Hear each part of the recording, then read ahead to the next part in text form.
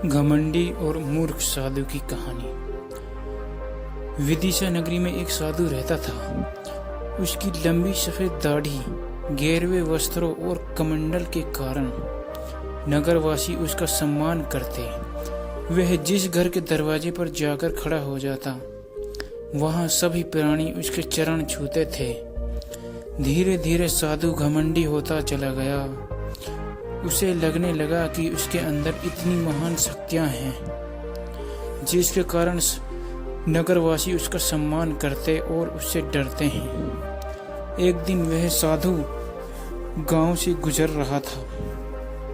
वहां दो मेढ़ों की लड़ाई देखने के लिए भारी भीड़ जमा थी। साधु पत्थर के एक चबूतरे पर जाकर बैठ गया। साधु ने कई बार प्रयास किया कि भीड़ का ध्यान उसकी ओर जाए और सभी उसका सम्मान करें। साधु बार बार गला साफ करने के बहाने खखारने भी लगा। साधु के दुर्भाग्य से एक मेढ़े की नजर उस पर पड़ गई। मेढ़े को साधु ने पहनावा और उसकी शक्ल बिल्कुल पसंद नहीं आई। मेढ़े ने साधु को मजा चखाने की सोची। मेढ़े की आदत होती है कि वह आक्रमण करने से पहले अपना सिर झुका लेता है।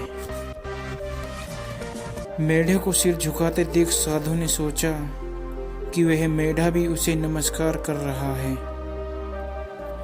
तो साधु फूलकर कुफा हो गया।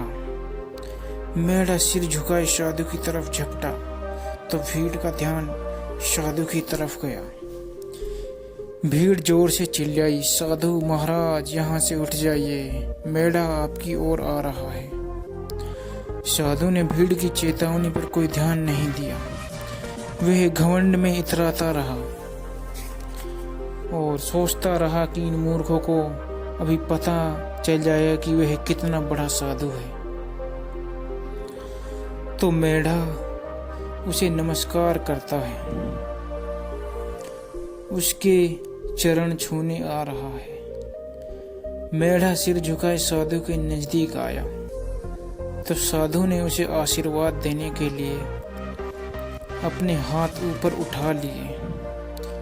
इससे पहले कि साधु को सोचने का मौका मिलता, मेढ़े ने पास आकर साधु के ऐसी जोरदार टक्कर मारी कि साधु धूल में लौटता दिखाई दिया। उसकी सारी हड्डी पसलियां एक हो गई। साधु की दुर्दशा देख भीड़ ठहाका मारने हंसने लगी।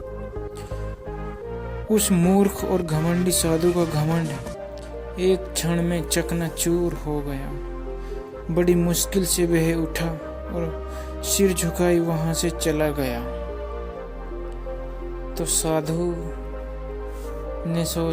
सोच रहा था कि मैं बहुत बड़ी महान शक्ति हूँ। साधु को ये नहीं पता कि इस दुनिया में महान शक्ति बस एक ही है और कोई नहीं। तो साधु अपने घर लौट चला। तो ये एक घमंडी और मूर्ख साधु की कहानी थी। पेज को फॉलो और लाइक जरूर करें।